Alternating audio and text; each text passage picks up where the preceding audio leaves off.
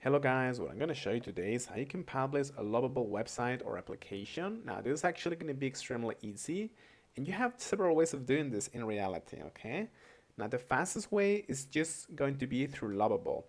So what are you going to do? You're just going to access your website as you can see here and you can click on publish. Now this is going to give you basically the link to this website. You're going to be able to access it publicly. And then you just have to click on publish. It's going to say publish in here, so you just have to click on publish. Now this is the first option and it's the most simple. But something that you can also do is you can export it to GitHub as I showed you in previous tutorials, and then you can use like something else like Netlify, Hostinger, things like that, okay?